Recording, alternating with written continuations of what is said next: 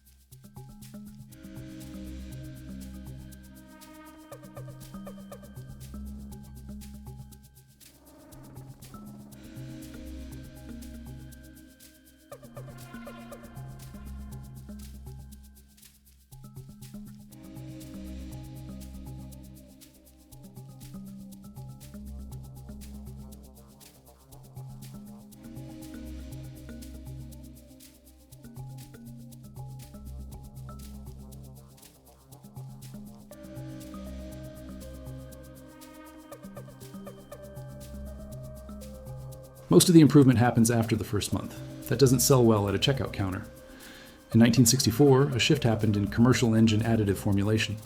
Before that year, the dominant additive compounds were mineral-derived, mined, processed, and suspended in oil. After 1964, manufacturers shifted almost universally to synthetic polymer compounds. The official reason was consistency and scalability. The practical effect was that the new compounds were softer, degraded faster, and needed more frequent application. The old mineral compounds, if you applied them correctly, kept working indefinitely. One treatment, that's not a product, that's a problem. So what is this $3 compound that Japanese mechanics have been putting in engines for 60 years? It's called cerium oxide. And before you dismiss that because you've heard of it in the context of glass polishing, that's exactly the point. Cerium oxide is the compound opticians and glassworkers use to polish lenses and restore scratched glass to optical clarity.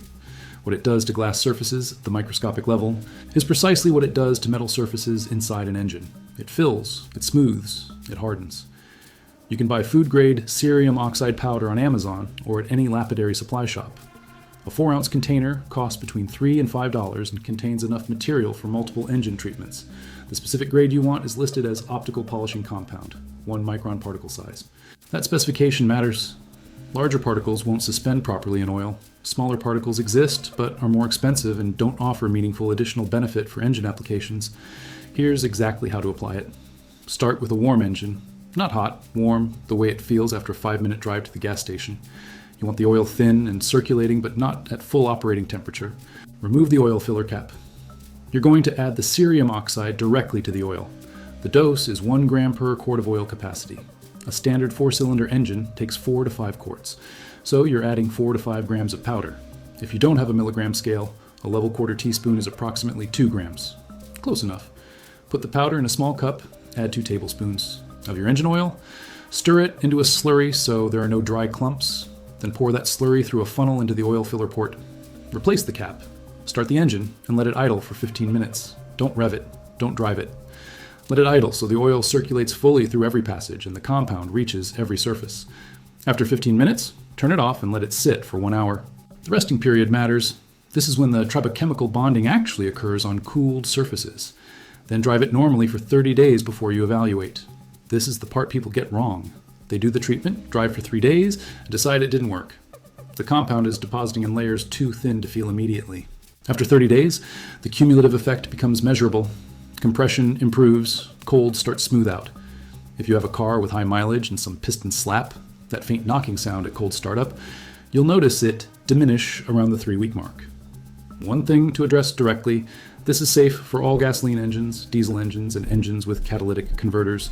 Cerium oxide is a stable compound. It doesn't react with catalysts, it doesn't harm oxygen sensors, and it doesn't interact with modern synthetic oils. The particle size at 1 micron is small enough to pass through the oil filter without clogging. The filter won't catch it because it's not a contaminant in the way the filter is designed to address. Standard gloves during application, keep the powder away from your eyes, and you're done with precautions. The cost comparison is worth spelling out. A professional engine reconditioning service, the kind you'd consider for a high-mileage vehicle showing wear symptoms, runs between $1,500 and $4,000 depending on the shop and what they find. A set of re-rings and a cylinder hone, which is the standard intervention for compression loss, is a $1,200 job at minimum. The cerium oxide treatment costs $4. It doesn't replace mechanical repair when mechanical damage has already occurred, but for an engine that's aging and wearing, applied early and correctly, it addresses the wear at the source. I ran this in a 2004 Camry with 187,000 miles on it, and the compression test numbers after 30 days made my mechanic uncomfortable. Not uncomfortable in a bad way. Uncomfortable because the numbers came back higher than expected for a car with that mileage, and he'd done the baseline test himself 3 months earlier, so he knew what the before looked like. Cylinder 1 went from 148 ppsi to 161 psi. Cylinder 2 from 151 to 164. The other 2 cylinders showed similar improvements. None of that is manufacturing spec. It's a 20-year-old engine, but those are the numbers you'd expect from an engine with 50,000 fewer miles. The Camry also happened to have a mild hesitation at cold startup that had been there for 2 years. Not bad enough to warrant a repair, just annoying. Gone after the treatment, completely gone. My mechanic wanted to know what I'd done. When I told him, he was quiet for a moment, then said he'd heard of something like it but never actually tested it. What bothers me most isn't that this works, it's how long this has worked, and how consistently the conversation around it gets redirected toward expensive alternatives. The automotive aftermarket is a $79 billion industry in the United States alone. A significant portion of that depends on wear, on engines degrading at a predictable rate and requiring predictable interventions. A compound that slows wear doesn't fit neatly into that model. It doesn't require a service appointment. You can't build a franchise around it. There's no patented delivery system, no branded applicator, no loyalty program. $4, 4 grams, one application. That's it. I find that the techniques that survive in places like Japan's manufacturing culture, where the goal was always to build something that lasted, not something that needed to be serviced, are often the most effective ones precisely because they were never commercialized in the Western market. They didn't have to perform for investors or quarterly reports. They just had to work. Cerium oxide works. The proof isn't in any single test or any single car. It's in the metallurgical literature going back to the 1940s, in the longevity records of Toyota vehicles from the era when this compound was part of their assembly process, and in the compression gauges of anyone who has actually tried it. If you want to test it yourself, and I genuinely recommend you do, pick up optical grade cerium oxide powder, 1 micron particle size, from any lapidary supplier or on Amazon. It'll cost you $3 to $5. Apply it the way I described. Mark your calendar 30 days out. Then pull out the compression gauge you should already own if you care about your engine's health. The results are going to make you wonder what else has been sitting in plain sight the whole time. If this kind of recovered engineering knowledge matters to you, the stuff that works, that's cheap, that nobody has a financial reason to promote, there's more where this came from. Subscribe and you'll catch the next one. Drop a comment if you've used cerium oxide in an engine before, or if you're going to try it after watching this. I read every one of them, and I want to know what your compression numbers look like 30 days from now.